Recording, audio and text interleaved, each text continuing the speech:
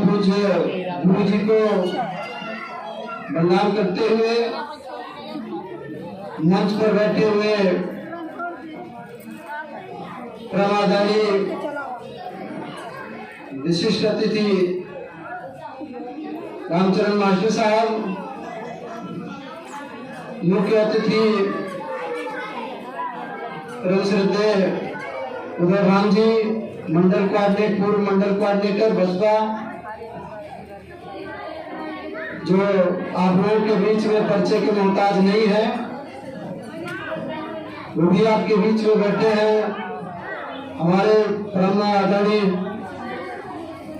सम्मानित आचार्य जी बैजनाथ जी बैठे हैं आपके, और तमाम बहुत अच्छे अच्छे विद्वान आपके बीच में बैठे हैं। हमारे प्रोफेसर रमेश कुमार भट्ट जी, हमारे परम मित्र रामानुज भास्कर साहब, जो पूर्व डीजीसी सहायक डीजीसी रहे हैं।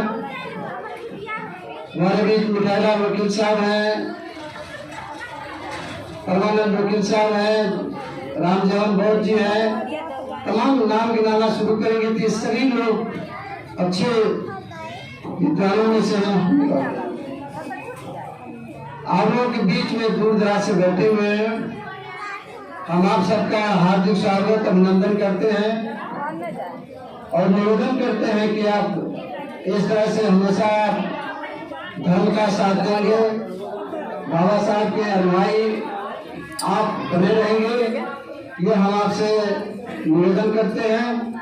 और रोज सत्य बुद्ध विहार परसा के प्रांगण में बाबा साहब की 134वीं जयंती के अवसर पर आपका बहुत बहुत स्वागत अभिनंदन करते हैं।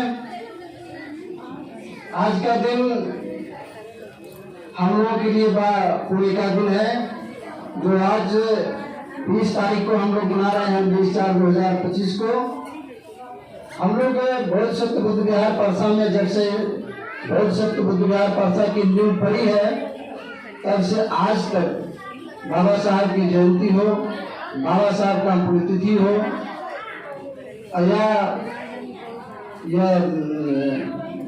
धम्म विजयदशमी हो, पूर्णिमा हो, वैशाखी पूर्णिमा हो, कोई भी कार्यक्रम होता है तो हम लोग ऐसे ही इकट्ठा होकर के, ऐसे उपासक के द्वारा, भिक्षु के द्वारा, अन्य विद्वानों के द्वारा जो उपस्थित होते हैं, उनसे विचार गोष्ठी के रूप में विचारों का आदान प्रदान करते हैं और उस पर अध्ययन भी लोग करते हैं। कोई विचार आया तो उसको खोजा जाता है, बाबा साहब ने इस चीज को कहाँ कहा, कब कहा, कैसे कहा, किस उद्देश्य से कहा, उसका परीक्षण किया जाता है, उसका अध्ययन किया जाता है। तो जब भी कोई बात आती है कि रोज से तो बाबा साहब को क्यों कहा गया, बाबा साहब को बाबा साहब क्यों कहा गया, बाबा साहब को विश्व रत्न क्यों कहा गया। तो मैं जब कोई पढ़ेगा, वो 45 वॉल्यूम में है, एक वॉल्यूम से लेकर के 45 वॉल्यूम तक आदमी पढ़ेगा, तब जाकर के बाबा साहब के कुछ दर्शन को समझ में आएगा। हम बाबा साहब को बहुत हल्के से ले लेते हैं, जयंती मना लेते हैं और जयंती में खूब डीजे बजा लेते हैं, खूब नाच लेते हैं, खूब तरह तरह की साड़ियाँ पहन लेते हैं, तरह तरह के वस्त्र पहन लेते हैं। वहाँ तक तो अच्छा है, ठीक है, हमारी खुशी है, खूब मनाते हैं। लेकिन बाबा साहब के दर्शन को जानना आवश्यक है। बाबा साहब ने हमारे लिए, समाज के लिए और संपूर्ण भारत के लिए, किसी जाति विशेष के लिए नहीं, संपूर्ण भारत के लिए बाबा साहब ने क्या किया। और बाबा साहब यहीं तक नहीं, पूरे विश्व में कैसे प्रसिद्ध हो गए, ये तो यहीं पैदा हुए ना। तो बाबा साहब भारत में कैसे और भारत से बाहर कैसे प्रसिद्ध हो गए, तो इस पर हमको आपको अध्ययन करना चाहिए। अब हमारे बीच में जो थोड़ा सा पढ़े लिखे लोग हैं, अध्ययन करने वाले लोग हैं, उन एक शब्द में कह देते हैं कि बाबा साहब दलितों के और मजलूमों के मसीहा हैं। ऐसा नहीं, प्राणी मात्र के मसीहा हैं, चाहे वो छोटा प्राणी हो, चाहे बड़ा प्राणी हो, चलने वाला हो न चलने वाला हो, चाहे किसी जाति संप्रदाय का व्यक्ति हो, वो सबके लिए मसीहा है। क्यों कि वो उनको बोधिसत्व कहा गया है। बोधिसत्व प्राणी मात्र के हित चिंतन में हमेशा लगा हुआ होता है और वो बाबा साहब के अंदर है। बोधिसत्व बाबा साहब बुद्ध बनने वाले हैं। बोधिसत्व वही आदमी डिग्री पाता है जो आदमी बुद्ध बनने का प्रत्याशी हो, बुद्ध बनने के लाइन में वो खड़ा हो। अभी बुद्ध बना नहीं है, कुछ उसकी पारंगताएं अभी बाकी रह गई हैं, जिसकी वजह से वो अभी बुद्ध नहीं बन पाया है, लेकिन वो बुद्ध बनने वाला है।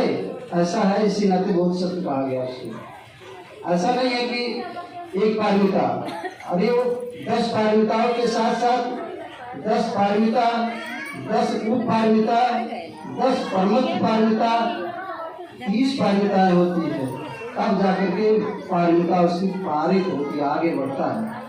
10 पारमिताओं के साथ साथ उप पारमिता, प्रमुख पारमिता, सारी पारमिताएं जब पार करके आगे बढ़ता है, तब जाकर के जो वो बुद्ध बनता है। तो बहुत अभी उनको कई जन्मों तक हो सकता है जन्म लेना पड़े, या हो सकता है कि बुद्ध बनने वाले हम सही समय वो बुद्ध बन जाए। तो बोधिसत्व की पहचान होनी चाहिए, कैसे होते हैं। अभी तक जितने भी बोधिसत्व पैदा हुए हैं वो भारत ही में पैदा हुए, और बोधिसत्व ही बुद्ध बनता है, और जितने भी बुद्ध पैदा हुए हैं वो भारत में ही पैदा हुए हैं।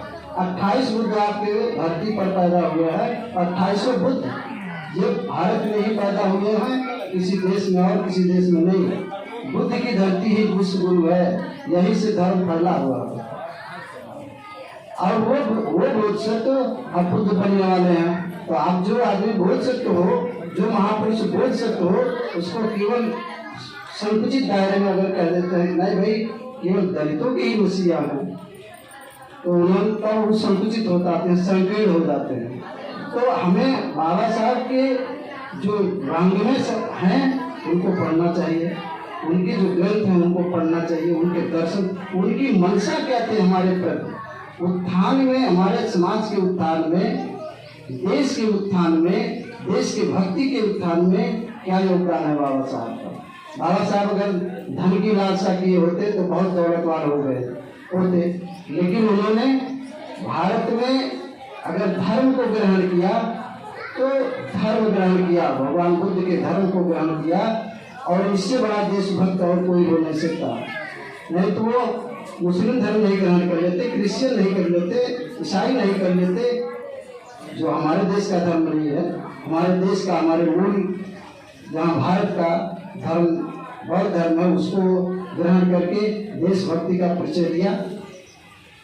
और उनके ग्रंथ जो कहे जाएं, अभी बार बार फेसबुक पर, व्हाट्सएप पे आता है कि द प्रॉब्लम ऑफ रूपीज, जो उन्होंने एथिक्स किया था अर्थशास्त्र का कोलंबिया विश्वविद्यालय में, वहाँ 52,000 विद्यार्थी पढ़ते तो 1 नंबर के विद्वान निकले। और जो उनका शोध था द प्रॉब्लम ऑफ रूपी पर, आपका जो रिजर्व बैंक चल रहा है भारत का, अब अगर कह दें कि वो जाति से जोड़ देते हैं तो फिर संकुचित हो जाएंगे बाबा साहब। पूरे देश का आपका अर्थव्यवस्था बाबा साहब के शोध पे चल रहा है, और बाबा साहब के लिखे हुए संविधान पे चल रहा है। आप गूगल पे सर्च करके देख लीजिए भारत का संविधान किसने लिखा, उसके जनक कौन है, उसके रचयिता कौन है, प्रारूप समिति के कौन है, वो गूगल बता रहा है। गूगल मेरे घर का नहीं, आपके घर का नहीं है कि कह दिया हो गया, तो वो कह रहे हैं और लिखा मिल रहा है। उसके बावजूद भी लोग कहते हैं कहाँ बाबा साहब ने लिखा, भाई बाबा साहब से हमसे क्या मिलेगा। तो हमें जब बाबा साहब के बारे में कुछ अध्ययन मिलेगा, जानेंगे, समझेंगे, तभी श्रद्धा बढ़ेगी। और हम बहुत ज़्यादा नहीं करेंगे, फिर ये चाहेंगे कि बाबा साहब के प्रति आपकी श्रद्धा होनी चाहिए। बाबा साहब की बदौलत ही हम सब कुछ है। गाने के माध्यम से, फेसबुक के माध्यम से, व्हाट्सएप के माध्यम से सब कुछ लोग कहते हैं कि बाबा साहब जो कुछ भी दिया बाबा साहब ने दिया। गाना गाने से नहीं, गाना गाने से ही नहीं सब कुछ मिल जाएगा। बाबा साहब के आदर्शों को अध्ययन करने से और अपने पर उतारने से सब कुछ मिल पाएगा। तो बाबा साहब ने ये चीज कहा था समाज के लिए, इस पर हमें चलना चाहिए। और अगर पढ़ेंगे तो फिर आपको मिलेगा कि बाबा साहब ने केवल भगवान बुद्ध के धर्म को संगठित करके लिपिबद्ध कर दिया भारत के संविधान में। भारत का संविधान ही आपका बुद्ध का धर्म है और कुछ नहीं है। अगर आप पढ़ेंगे तो पूरा ये देखेंगे कि बाबा साहब जो भी अध्ययन करके लिखा है वो भगवान बुद्ध के सारे शील को जो है लिपिबद्ध करके भारत का संविधान बना दिया है। अब इससे बड़ा हमको और क्या चाहिए भाई? जब जीवन जीने की कला दे दिए तो जीवन जीने की कला के अलावा और क्या चाहिए हमको? फिर भी अभी हम असंतुष्ट हैं, फिर भी हम दौड़ लगा ही रहे हैं। तो हम आगे बढ़ेंगे तो हमारे विद्वान अभिवक्ता छूट जाएंगे। तो फिर हम आपका दिल से स्वागत अभिनंदन करते हैं। खासतौर से हमारे बुद्ध विहार में आए हुई माताएं बहनों, आप सबका बहुत बहुत स्वागत अभिनंदन करते हैं कि आप लोग हमेशा हमारे बुद्ध विहार में या कहीं भी इसी तरह से जहाँ धर्म का काम चलता हो वहाँ जरूर जाए। इस नाते कि आप माताएं बहनें, आप एक प्राइमरी के शिक्षक हैं, बचपन के बच्चे के शिक्षक आप ही लोग हैं। आप लोग अगर धर्म को जानेंगे समझेंगे तो वो धर्म हमारे चूल से लेकर के और हमारे बिल्डिंग तक जाएगा। अगर आप लोगों ने इसको नकारा तो फिर वहीं चले जाएंगे जहाँ से हम आए हुए। तो आप लोगों का फिर बहुत बहुत स्वागत अभिनंदन। आप सभी का आए हुए आगंतुक मेहमानगण का दिल से बोधिसत्व बुद्ध विहार परसा की तरफ से स्वागत अभिनंदन करते हैं और निवेदन करते हैं कि शांतिपूर्ण ढंग से आप सभी लोग, ये जो बाहर से लोग हमारे आगंतुक मेहमान आए हैं वो बड़ा ही अमूल्य समय निकाल के आए हैं। इन लोगों के पास इतना समय नहीं है। हम लोगों के पास तो हम लोग लोकल के हैं, कभी कभी मुलाकात हो जाती है, लेकिन ये आजमगढ़, बस्ती, गोरखपुर, ये सब जगह के लोग आ नहीं पाते हैं और बहुत अच्छे विद्वान लोगों में बहुत बाबा साहब पर काफी लोगों का अध्ययन है। हमारे बीच में हमारे बैठे हुए दिलीप मार्सा भी हैं, हम लोग के साथ ही रहते हैं, बहुत काफी अध्ययन है इनका। आपका अध्ययन बहुत बढ़िया है। हम लोगों ने पहचाना है ना बाबा साहब के प्रति कितनी आस्था और कितना लगन आप लोगों के अंदर है, कितना आप लोगों का अध्ययन चल रहा है इसमें। तो आप लोग उन लोगों को जरूर सुन के जाए। थोड़ा धूप जरूर है तो थोड़ा सहन करके सुन करके भी जाएंगे। तो इन्हीं शब्दों के साथ फिर सभी माताएं बहनें उपासक उपासिकाओं को अपने बुद्ध विहार की तरफ से स्वागत अभिनंदन करते हैं। नमो बुद्धाय, जय हिंद।